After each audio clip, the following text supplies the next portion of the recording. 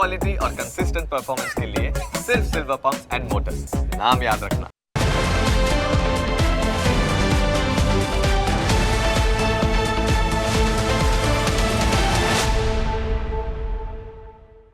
તમને અસર કરતા તમામ મુદ્દાઓની છે અમને ફિકર, એટલે જ હું આપના માટે લઈને આવ્યો છું પ્રાઇમ 9 વિથ જીગર. પ્રાઇમ 9માં આજે સૌથી પહેલાં વાત કરીએ એક એવા મુદ્દાની જે મુદ્દો તમામ લોકો માટે જાણવો અને જોવો ખૂબ જરૂરી છે.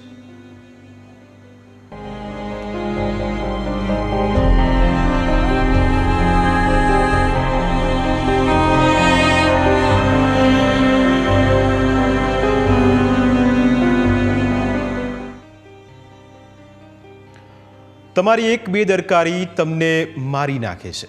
તમે ભલે જીવતા હો પણ તમારો અંતર આત્મા મરી જાય છે. જ્યારે પોતાની જ ભૂલનો શિકાર પોતાની પત્ની અને બાળક બને છે. અમદાવાદના જીવરાજ પાર્ક વિસ્તારમાં પણ કંઈક આવું જ બન્યું.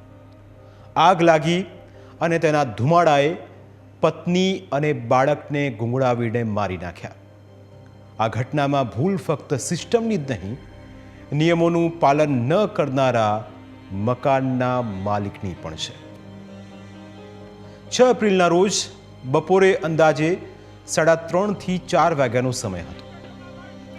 અમદાવાદના જીવરાજ પાર્ક 4 રસ્તા નજીક આવેલી જ્ઞાનદાસ સોસાયટીના 24 નંબરના મકાનમાં અચાનક ધડાકા થવા લાગ્યા. કોઈ કંઈ સમજે તે પહેલાં જ આખું મકાન સળગવા લાગ્યું. મકાન સળગતું હતું અને અંદરથી બ્લાસ્ટના અવાજ આવી રહ્યા હતા. લોકો ગભરાઈ ગયા હતા.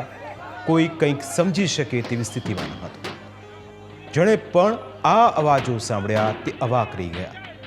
ઘટનાને લઈ ફાયર બ્રિગેડની ટીમ તાત્કાલિક સ્થળ પર પહોંચી ગઈ અને કલાકોની મહેનત બાદ આગ પર કાબૂ મેળવી લેવાયો. સ્થાનિકોનું કહેવું છે કે જો ફાયર બ્રિગેડની ટીમ થોડી મોડી પહોંચી હોત તો આસપાસના મકાનો પણ બળીને ખાખ થઈ ગયા હોત. જોકે દુઃખની વાત એ છે કે મકાનની આડમાં ગોડાઉન ચલાવનારા માલિકે પોતાની સગર્ભા પત્ની, તેમનું આવનારું બાળક અને 2 વર્ષનું માસૂમ હંમેશા માટે ગુમાવી દીધા. તેની પોતાની જ ભૂલનો શિકાર તેની પત્ની અને બાળકને ભોગવવી પડી, અને તે પણ ખૂબ જ ખરાબ રીતે. આ છે મૃતક સગર્ભા મહિલા અને તેમનું 2 વર્ષીય માસૂમ બાળક. ના તો આ બાળકની કોઈ ભૂલ હતી, ના તેની માતાની. ઘરમાં થોડા જ મહિનામાં નવા મહેમાનનું આગમન થવાનું હતું, પરંતુ ઘરના મોભીએ નિયમો નેવે મૂકીને ઘરને જ મોતનું ગોડાઉન બનાવ્યું, જેના કારણે આજે આગના ધુમાડાથી ગુંગળાઈને મા અને દીકરાનું મોત થયું. અને તેના માટે જવાબદાર ઘર માલિક કર્તવ્ય મેઘાણી છે. કદાચ કમાણીની લાલચમાં કર્તવ્ય પોતાની નિષ્ઠા ભૂલી ગયા અને પોતાના ઘરના ગ્રાઉન્ડ ફ્લોરને જ મોતનું ગોડાઉન બનાવ્યું. તેણે ગ્રાઉન્ડ ફ્લોરમાં એસી, ફ્રીજ, લાઇટર માટે વપરાતા ગેસના બાટલા અને એસીના કોમ્પ્રેસર સ્ટોર કરી રાખ્યા હતા. પ્રાથમિક માહિતી પ્રમાણે ભીષણ ગરમીના કારણે કોમ્પ્રેસર ફાટતા ઉપરના માળે રહેલા મકાન માલિક કર્તવ્ય મેઘાણીના 42 વર્ષીય પત્ની અને 2 વર્ષના પુત્રનું ઉપલા માળે જ ગુંગળાઈ જવાના કારણે મોત થયું. કર્તવ્ય મેઘાણી અને તેનો ભાઈ જગદીશ મેઘાણી મકાનની નજીક આવેલા કોમ્પ્લેક્સમાં એસી, ફ્રીજના રો મટીરિયલનો બિઝનેસ કરે છે. તેણે ઘરમાં લગભગ 3000 ગેસના નાના બાટલા સ્ટોર કરી રાખ્યા હતા. ગરમીના કારણે કોમ્પ્રેસર ફાટતા ગેસના બાટલા ધડાધડ ફૂટવા લાગ્યા અને તેના કારણે જાણે સિરિયલ બ્લાસ્ટ થયા હોય તે પ્રકારની સ્થિતિ જોવા મળી. ધડાકો એટલો પ્રચંડ હતો કે ગ્રીલ બહાર આવી ગઈ હતી અને પ્લાસ્ટર પણ તૂટી ગયું હતું. આગ એટલી વિકરાળ હતી કે તેના ધુમાડા 2-3 કિલોમીટર દૂર સુધી દેખાતા હતા. એવું ન હતું કે કોર્પોરેશનને ઘરની આડમાં ચાલતા ગોડાઉનની જાણ ન હતી. સોસાયટીના લોકોએ ડેપ્યુટી મ્યુનિસિપલ કમિશનરને અરજી લખીને આ અંગે જાણ કરી હતી અને રહેણાંક મકાનમાં ચાલતા જોખમી ગોડાઉનને બંધ કરાવવા રજૂઆત કરી હતી. તેમ છતાં કોર્પોરેશન દ્વારા કોઈ જ કાર્યવાહી નહોતી કરી. સ્થાનિકોએ મકાન માલિકને પણ નોટિસ આપીને ગેસના બાટલા કમ્પાઉન્ડ અને અગાશી પર ન રાખવા માટે જાણ કરી હતી. તેમ છતાં કર્તવ્ય મેઘાણીએ પોતાના ફાયદા માટે મકાનની અંદર જ ગોડાઉન ચાલુ રાખ્યું હતું. આખરે તેનું ખરાબ પરિણામ પણ તેને જ ભોગવવાનો વારો આવ્યો. હવે તે કંઈ પણ બોલી શકે તેવી સ્થિતિમાં નથી, કારણ કે ઘટનામાં તેની સગર્ભા પત્ની અને બાળકનું મોત થઈ ચૂક્યું છે. બ્લાસ્ટ બાદ લાગેલી આગ એટલી ખતરનાક હતી કે તેમાં આજુબાજુના મકાનોને પણ ખૂબ નુકસાન થયું છે. ઘરની બહાર પાર્ક કરેલી 4 ગાડીઓ અને 7 ટુ વ્હીલર બળીને ખાખ થઈ ગયા અને ચારે બાજુ ગેસના બાટલા પડેલા તમને પણ અત્યારે જોવા મળે છે. જરા જુઓ આ કારના અંદરના દ્રશ્યો. કારની અંદર કંઈ જ બચી શક્યું નથી. આ નુકસાની હવે કોણ ભરપાઈ કરશે? મકાનનો માલિક કે પછી સિસ્ટમને છાવરનારા કેટલાક લોકો?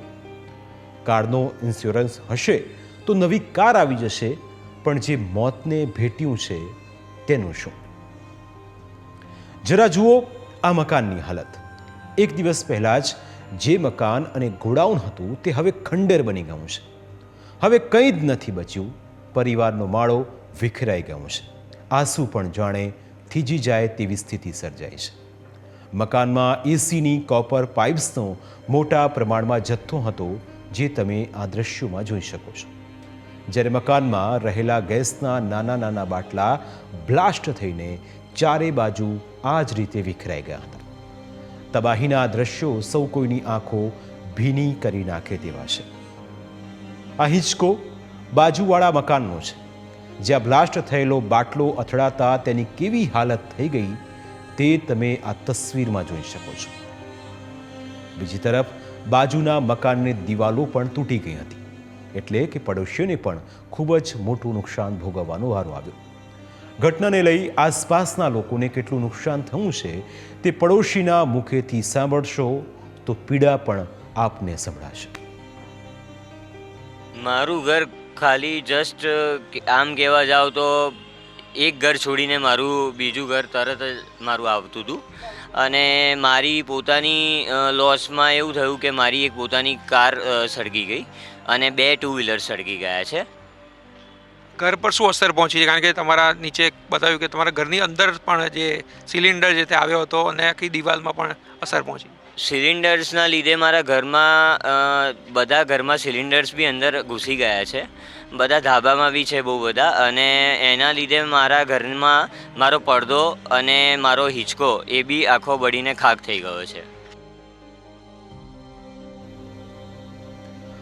હવે ઊંચાણવાળી બિલ્ડિંગ પરથી કેમેરામાં કેદ કરેલા મકાનના દ્રશ્યો પણ જોશો તો જેમાં તમને ખ્યાલ આવશે કે મકાન માલિકે ગેસના બાટલા એટલે કે જીવતા બોમ્બ મૂકવામાં કોઈ જગ્યા બાકી નહોતી રાખી.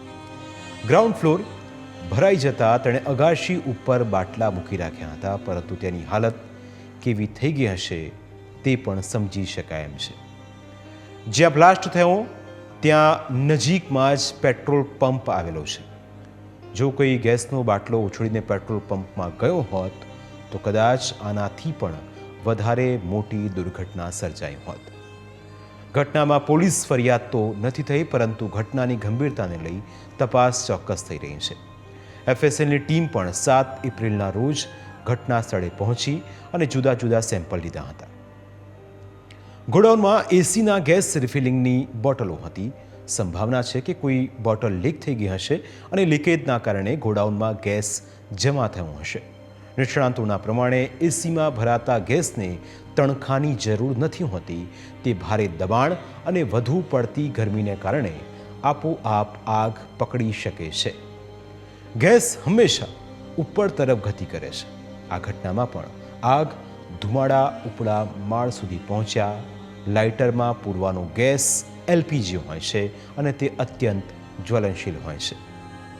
ઘટનામાં મકાન માલિકની બેદરકારી તો છે જ, સાથે સાથે સિસ્ટમ પણ એટલી જ જવાબદાર છે. વારંવાર આગ લાગવા છતાં કોર્પોરેશન તંત્ર ઊંઘતું રહ્યું. એટલીસ્ટ ડીસા અગ્નિકાંડ બાદ જો કોર્પોરેશન તંત્ર જાગ્યું હોત અને જોખમી ગેસના બાટલા રહેણાંક વિસ્તારમાંથી દૂર કર્યા હોત તો આજે આ પરિસ્થિતિ જોવાનો વારો ન આવ્યો હોત. ઘટનાને લઈ સવાલ પણ અનેક સળગી રહ્યા છે. ગોડાઉન અંગે 5 માર્ચ 2024માં એએમસીને જાણ કરી તો તંત્ર કેમ ના જાગ્યું? જાણ કર્યા બાદ ડેપ્યુટી મ્યુનિસિપલ કમિશનરે કોઈ કાર્યવાહી કેમ ન કરી? સોસાયટીની રજૂઆત બાદ પણ એએમસીએ કોઈ કાર્યવાહી અત્યાર સુધી કેમ ન કરી? શું લોકોના મોતની રાહ જોઈને બેઠું હતું એએમસી તંત્ર? કોના આશીર્વાદથી આટલા વર્ષથી મકાનમાં ધમધમતું હતું એસીનું ગોડાઉન? 2 લોકોના જીવ લીધા, હજુ કેટલા લોકોના ભોગ આ તંત્ર લેશે? ગોડાઉનના આસપાસના મકાનોમાં થયેલ નુકસાનની ભરપાઈ કોણ કરશે? ક્યાં સુધી આવી બેદરકારી લોકોના જીવ લેતી રહેશે? આ સવાલો એટલા માટે થઈ રહ્યા છે કારણ કે અમદાવાદમાં આવા તો કેટલાય ગોડાઉન ઘરમાં જ ધમધમતા હશે. કદાચ કોર્પોરેશન તંત્રને તેની જાણ પણ હશે, તેમ છતાં કોઈ જ કાર્યવાહી કરવામાં નથી આવતી અને તેના કારણે નિર્દોષ લોકો જીવ ગુમાવે છે. નિર્દોષ લોકોને નુકસાન સહન કરવું પડે છે. કદાચ અધિકારીઓ માટે સળગી ગયેલી આ કારની કોઈ કિંમત નહીં હોય, પરંતુ સોસાયટીમાંથી જેની પણ કાર હશે તેને કદાચ પૂરા હપ્તા પણ નહીં ચૂક્યા હોય. હવે તેનું નુકસાન કેવી રીતે ભરપાઈ થશે તે પણ એક સવાલ છે. જો ઇન્સ્યોરન્સ હશે તો કદાચ પાસ થઈ જશે, પણ ઇન્સ્યોરન્સ નહીં હોય તો તેના રૂપિયા કોણ ચૂકવશે તે પણ સવાલ છે. આખી ઘટના પરથી એ ચોક્કસ શીખવા જેવું મળે કે ઘરની અંદર ક્યારેય ગોડાઉન ન બનાવવું. જો તમે પણ તમારા ઘરમાં જોખમી સામાન મૂકી રાખતા હોવ તો સતર્ક રહેજો, કારણ કે એક ભૂલ તમારા પરિવાર અને આસપાસના લોકો માટે નુકસાનકારક સાબિત થઈ શકે છે. જીવરાજ પાર્કની આ ઘટના પરથી તમે કલ્પના કરી શકો છો કે આપણી સિસ્ટમ પણ કાળજાળ ગરમીમાં એસીનો પવન ખાઈને સૂતી રહે છે. લોકોને આગ ભલે દજાડે પણ તેઓ એસી ચેમ્બરમાંથી બહાર નીકળીને ગરમી પણ સહન નથી કરી શકતા. અવારનવાર ચેકિંગ કરવાની જવાબદારી તેમની છે, પરંતુ અહીં તો રજૂઆતો કરવા છતાં પણ તંત્ર ઊંઘતું રહે છે. અત્યાર સુધી તો જાડી ચામડીની સિસ્ટમને કોઈ જ અસર નથી થઈ. આશા રાખીએ કે ફરી આવી કોઈ ઘટનામાં નિર્દોષોના જીવ ન જાય તે માટે તંત્ર દોડશે અને આગ લાગવાની સંભવિત ઘટનાઓને ટાળશે. પ્રાઇમ 9માં સમય થયો છે બ્રેકનો. બ્રેક બાદ વાત કરીશું એક અન્ય મુદ્દાની.